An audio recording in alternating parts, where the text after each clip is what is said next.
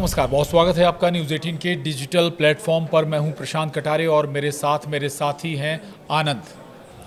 तो आज हम बहुत महत्वपूर्ण मुद्दे पर बात करने जा रहे हैं। दरअसल अमेरिका में UNGA यानी कि general assembly of United Nations की बैठक चल रही है और इस बैठक में कई महत्वपूर्ण चर्चाएं भी हो रही हैं। लेकिन जो बहुत समझने और देखने वाली बात है वो है अमेरिका के राष्ट्रपति की मुलाकात किन किन राष्ट्राध्यक्षों से हो रही है और उसमें निकल कर क्या आ रहा है, क्या डीलें हो रही हैं, ये समझने की थोड़ी सी दरकार है। और चूंकि डोनाल्ड ट्रंप, अमेरिकी राष्ट्रपति डोनाल्ड ट्रंप की मुलाकात एर्दोआन यानी टर्की के प्रमुख एर्दोआन से हुई है, इसके अलावा पाकिस्तान के सेना प्रमुख आसिम मुनीर और शहबाज शरीफ यानी प्रधानमंत्री से हुई है। लेकिन सबसे पहले हम टर्की और ट्रंप से जुड़ी बात करेंगे। आनंद, एक बहुत महत्वपूर्ण डील हुई है डोनाल्ड ट्रंप और एर्दोआन के बीच, या कहें अमेरिका और टर्की के बीच, और ये सिविल न्यूक्लियर डील बताई जा रही है। ये ठीक है, सिविल न्यूक्लियर डील है, लेकिन इसके मैसेज, इसके संदेश समझने की अगर हम कोशिश करें तो क्या नजर आता है? दरअसल देखिए, अभी जो आपने बताया कि UNGA की बैठक हो रही है, तो यहाँ पर अमेरिका में अभी सब लगभग जो UN में शामिल देश हैं 193 देश जो हैं, उनके प्रमुख जो हैं सब अमेरिका पहुंच रहे हैं और इसमें इस समिट में भाग ले रहे हैं। ये 80वां समिट UNGA का चल रहा है। और इस बैठक में इस समिट में क्या हो रहा है कि लगभग सभी देशों के जो प्रमुख हैं, अगर प्रमुख नहीं पहुंच पा रहे हैं तो उनके जो विदेश मंत्री हैं या फिर जो भी एक तरीके से नेतृत्व करते हैं, वो आकर के यहाँ पर अपनी भाषण दे रहे हैं और अपने देश को प्रेजेंट कर रहे हैं। जिसमें सबसे ज़्यादा अगर किसी का मसला उठ रहा है तो यही है कि फिलिस्तीन, गाजा को लेकर के। लेकिन अब इसी मसले के बीच, इसी मामले के बीच में ट्रंप और तुर्की के बीच जो डील हुई है, इससे ये चीज़ स्पष्ट हो गया है कि ईरान और रूस का जो एक तरीके से कमज़ोर न से वो दबा दिया एक तरीके से ट्रंप ने, अमेरिका ने। दरअसल हुआ क्या है कि कल देर रात खबर आती है कि अमेरिका और तुर्की के प्रशासन जो है के बीच में एक सिविल न्यूक्लियर डील हुई है। और ये डील जो हुई है बंद कमरे में हुई है। और इसका एक फ़ोटो भी जारी हुआ है जिसमें तुर्की के जो राष्ट्रपति हैं रिसेप तैयब एर्दोआन वो भी हैं, और अमेरिका के जो राष्ट्रपति हैं डोनाल्ड ट्रंप, वो दोनों पीछे खड़े हैं। और उनके आगे प्रतिनिधि जो उनके साथ शामिल थे, वो लोग एक उस पर हस्ताक्षर किए हैं फाइल पर, जिसमें ये सिविल, पहले आप ये समझ लीजिए कि सिविल न्यूक्लियर डील है क्या। दरअसल सिविल न्यूक्लियर डील ये है, जो भी तुर्की अपना न्यूक्लियर प्रोग्राम चला रहा है उसमें सीधे अमेरिका की हस्तक्षेप होगा, यानी सीधे वो शामिल हो जाएगा उस प्रोग्राम में, न्यूक्लियर प्रोग्राम में शामिल हो जाएगा। मॉनिटर भी पूरा रहेगा अमेरिका, बिल्कुल। हालांकि मॉनिटर IAEA करता है। दरअसल क्या हुआ है कि जो न्यूक्लियर ठिकाने होते हैं या जो भी न्यूक्लियर प्रोग्राम चलाते हैं देश, उसका एक संस्था है जो है IAEA, अंतर्राष्ट्रीय परमाणु ऊर्जा एजेंसी।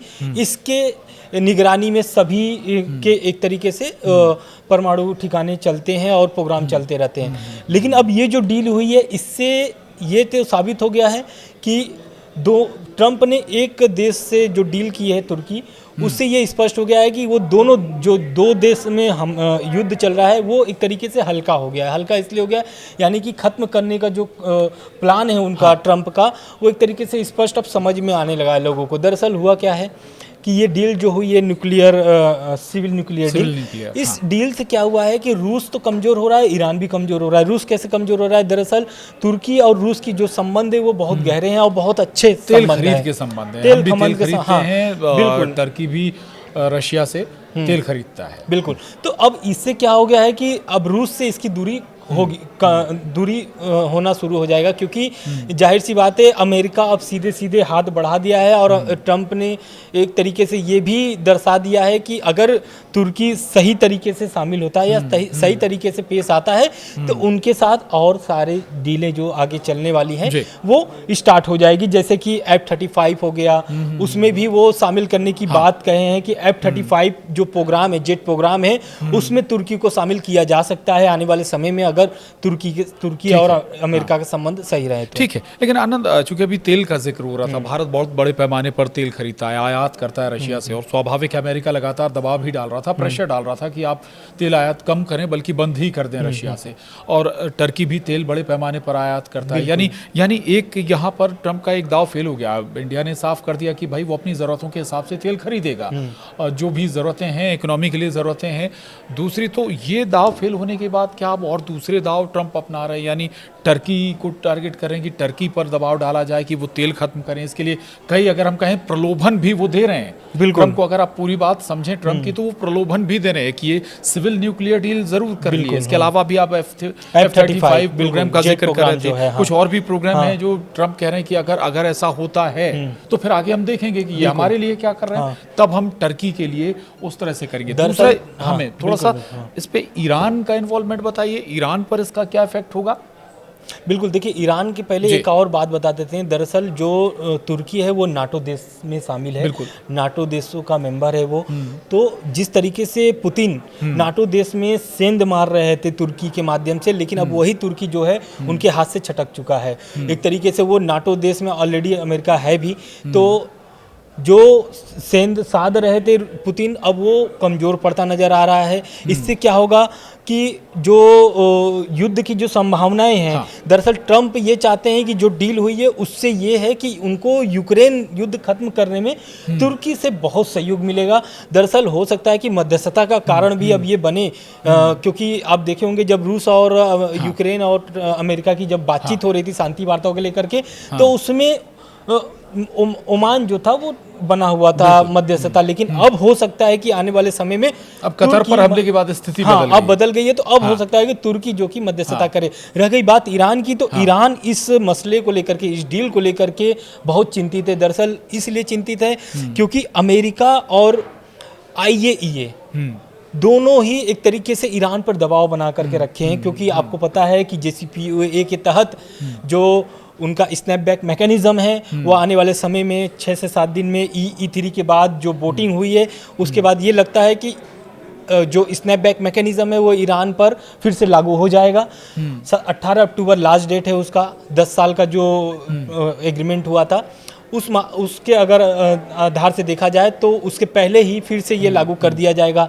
तो दूसरी बात ये, एक तो ये दबाव बन रहा है, दूसरा ये जो डील हुई है कल तुर्की और अमेरिका की, तो इससे ये स्पष्ट हो गया है कि अब ईरान की जो है और परेशानी बढ़ने वाली है, क्योंकि आप भी जानते हैं कि ईरान भी अपना न्यूक्लियर प्रोग्राम चला रहा है, रेगुलर चला रहा है। IAEA की निगरानी भी वहाँ पर चल रही है। हालांकि अभी तक ईरान ने निगरानी को लेकर के बहुत सारे, अभी जब युद्ध हुआ था, अगर जून में देखा जाए, जब अमेरिका और इजराइल दोनों ही हमला किए थे जब ईरान पर, तो उस समय भी ये देखा गया था, तो IAEA को बाहर का रास्ता दिखा दिया था ईरान ने।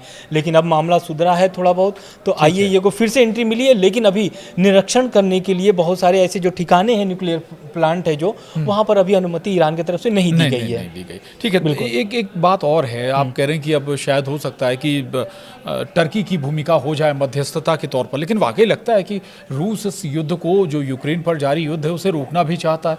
मध्यस्थता आप कोई भी करें, यहाँ युद्ध रोकने से ज़्यादा मकसद ट्रंप का नज़र ये आता है कि वो ये दिखना चाहते हैं, शांति दूत के तौर पर दिखने का ज़्यादा, मुझे लगता है कि शायद दिखना ज़्यादा एक इसमें जो फैक्टर, वो बड़ा फैक्टर है। बिल्कुल फैक्टर इसलिए क्योंकि उनको चाहिए नोबेल पुरस्कार। बिल्कुल। और जैसा कि आपने बात पहले स्टार्टिंग में बताया भी कि पाकिस्तान के जो प्रधानमंत्री हैं नवाज शरीफ, और महान नेता बताया, महान नेता उनको बताया है, साथ में जो वहाँ के चीफ हैं, आर्मी चीफ हैं मुनीर, उनको भी महान नेता, दोनों को महान नेता बताया। इसलिए बताया है क्योंकि वो ट्रंप के लिए एक तरीके से नोबेल पुरस्कार की मांग की है कि भाई ट्रंप को नोबेल पुरस्कार मिलना चाहिए, शांति नोबेल पुरस्कार। शांति किस बात का? दरअसल ट्रंप जो है वो लगभग तरीके से सभी देशों में जो युद्ध चल रहे हैं उसको रोकवाने का श्रेय ले रहे हैं। आप देखे भी हैं भारत पाकिस्तान को लेकर के, अभी UN में 2 दिन पहले जब उन्होंने भाषण दिया उसमें भी वो जिक्र किया कि भारत पाकिस्तान का युद्ध उन्होंने रुकवाया है।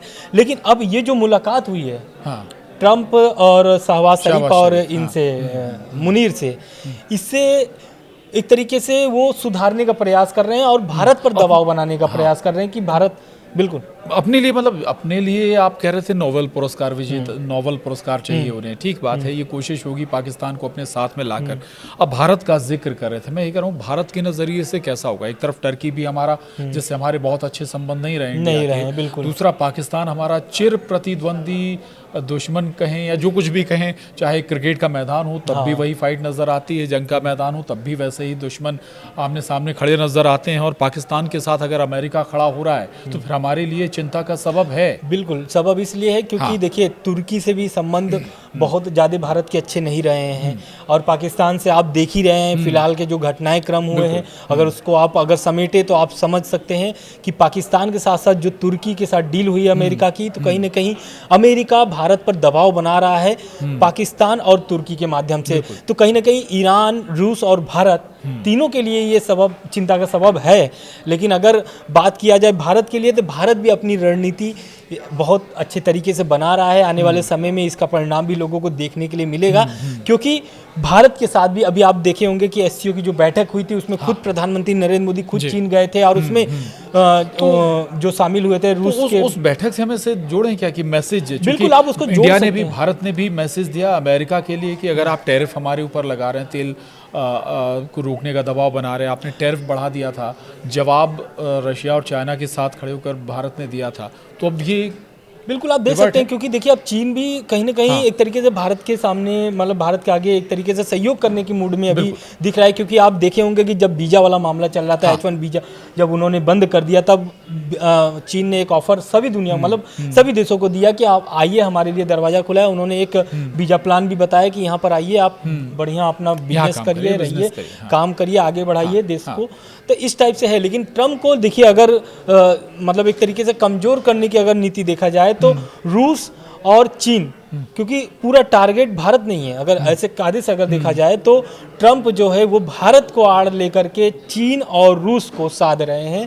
लेकिन इसमें आप देखिएगा आने वाले समय में, हालांकि ये जो डील हुई है, इस डील का अगर पूरा निष्कर्ष निकाला जाए तो कहीं ना कहीं रूस और ईरान के लिए भारी नुकसान पहुंचाने की जो एक तरीके से आप देख सकते हैं। क्योंकि अगर तुर्की अगर मध्यस्थता करने की मूड में आ गया और मध्यस्थता करने के अपना वो बना लेता है फॉर्मूला, तो कहीं ना कहीं रूस से संबंध उनके अच्छे हैं तुर्की के, तो हो सकता है कि आने वाले समय में आप ये भी देखिए कि रूस यूक्रेन युद्ध जो खत्म करने का प्लान है ट्रम्प का, वो धीरे धीरे सफल भी नजर आया। ठीक बात है, लेकिन भारत को अपने नज़रिए से देखना होगा आनंद, भारत को अपने हित देखने होंगे, चाहे प्रेशर कोई भी हो, चाहे टैरिफ लगाया गया हो अमेरिका की तरफ से, या फिर दबाव हो कि रूस से आप तेल आयात ना करें। लेकिन ज़रूर इस पूरी मीटिंग को समझते हुए भारत को अपने डिसीजन लेने होंगे कि अगर अमेरिका के नज़दीक टर्की जा रहा है, पाकिस्तान और जा रहा है, तो फिर उसे नए सिरे से कैसे अपने आप को तैयार करने की ज़रूरत है।